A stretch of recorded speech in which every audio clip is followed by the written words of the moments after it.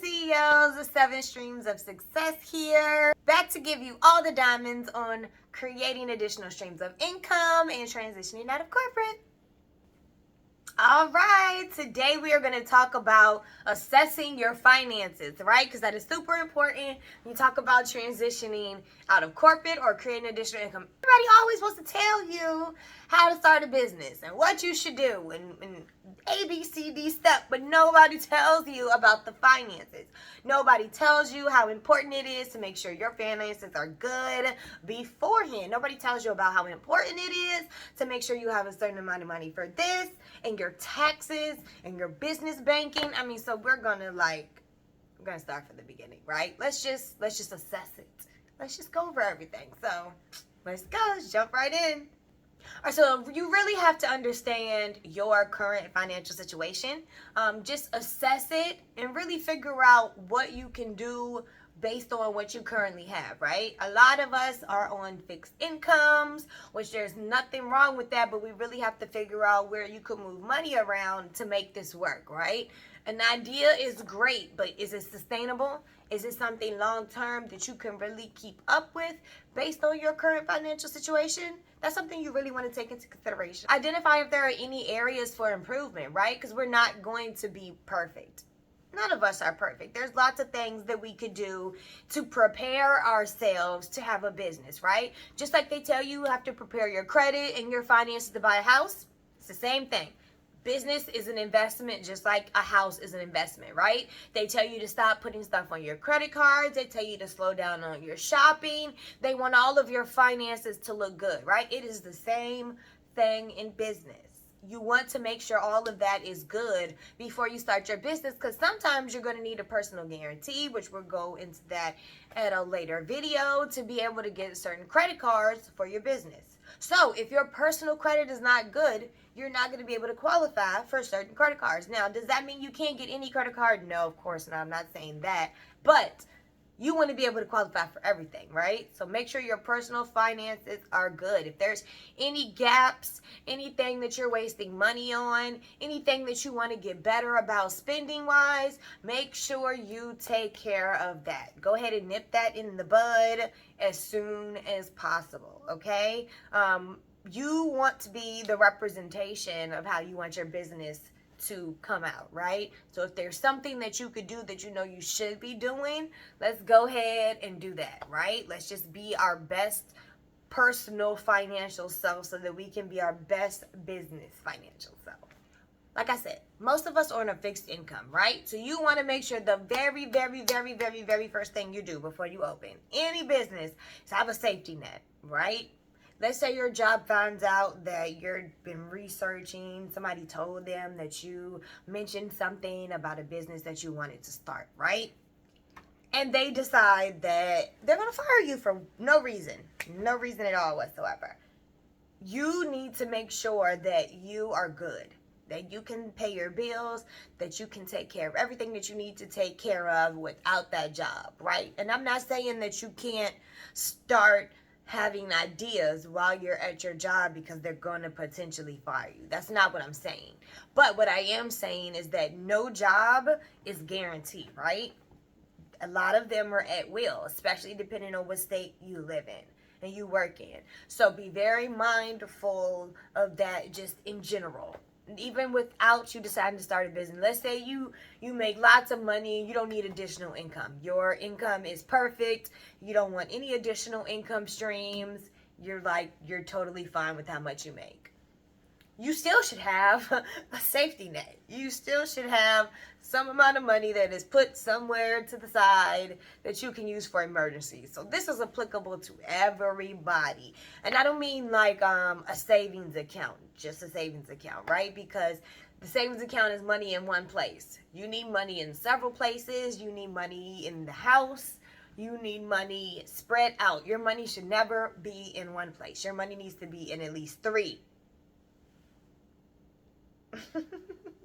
3 different places, okay? And this is just your personal money, right? Because what if your bank is hacked? Like, I'm sure you guys remember the whole Wells Fargo thing where everybody who had Wells Fargo couldn't get into their accounts for periods of time. So, like, really keep that in mind. You should always, always, always have your money split up. So, personal safety net. Super, super, super important before you even get started.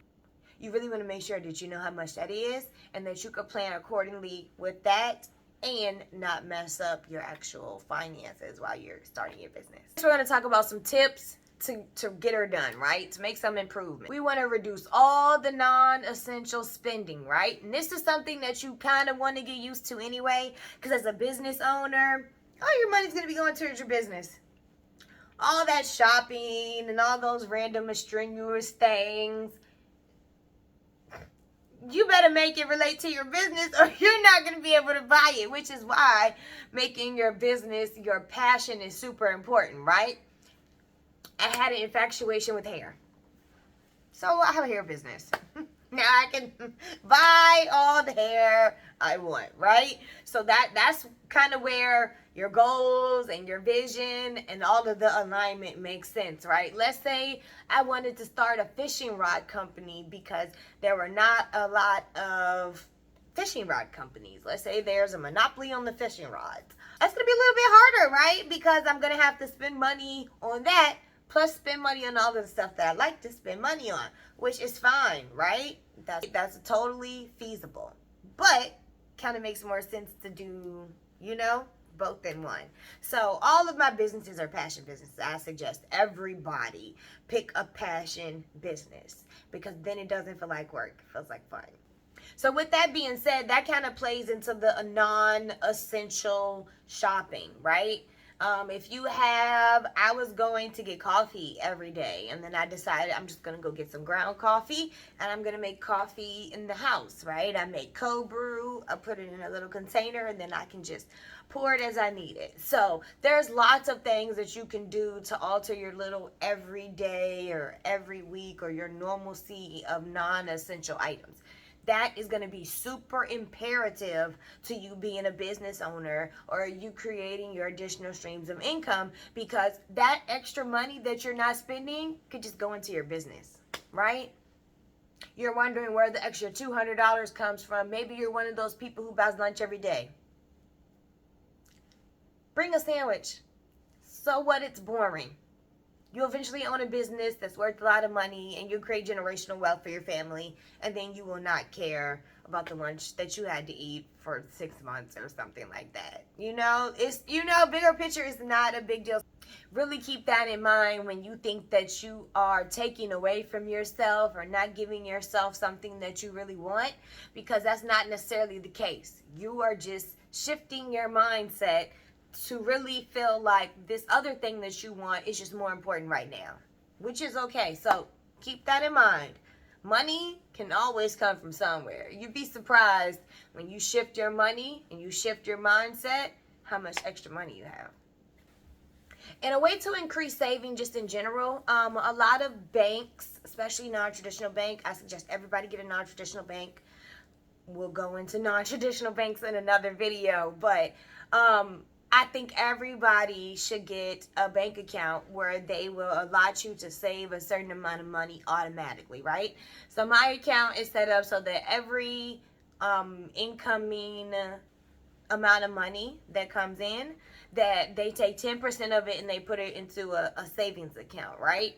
So this is where having like your savings on top of your net helps, right? Because your safety net is money that you're purposely putting to the side, right? Let's say you take $500 out of every paycheck and $500 goes towards your safety net, right? But your savings is just, oh, well, this money came in, let me take 10%. Or I even know some cards where when you swipe your card, for every purchase that you make, it makes you save. So let's say you spent $100 on some shoes, right? And you said you want to save 10%. It would take $10 and put that in your little savings account. So there's lots of ways that you can do this. You can also do this manually if you really wanted to keep yourself accountable. I think that will also cut down on the first thing we talked about, which was unnecessary spending, right? Because then you see where your money's going and your goal is very clear because it's in a whole different account. So you have to be really intentional to go in that other account to get that money out. So Those are the biggest suggestions that I can tell you, as far as making sure you're really setting yourself up and making sure that you're improving and making sure that all of your financial woes are cleared up or getting cleared up, right? Because even building your credit takes time. So you're in the process of getting everything cleared up to make sure it's really good. So when you start your business, it's all up from here. Is it something you could do yourself? Absolutely. Absolutely. But I think you have to know what you're doing in order to do it yourself, right? So if there's something you've never done, you know, all of the information that I'm speaking about is based on, we know what to do, we just don't do it because, you know, we prefer to do whatever, like most of the time, right? We know not to speed, but we speed because we like going fast. So it's kind of the same thing. But let's say you don't know, right? Maybe you just were never taught. You just are not, you know, very familiar with any of this stuff. Do not hesitate to contact a financial advisor. Do not hesitate, right? Because somebody giving you advice from a personal perspective of what they see on your finances is going to be super important and imperative to you. There's no way you could go wrong by seeing a financial advisor, even if you only see them one time, right? Let's say you just wanted to get an outline or an overview. You're not really interested in seeing somebody on a normal basis to help you keep up everything.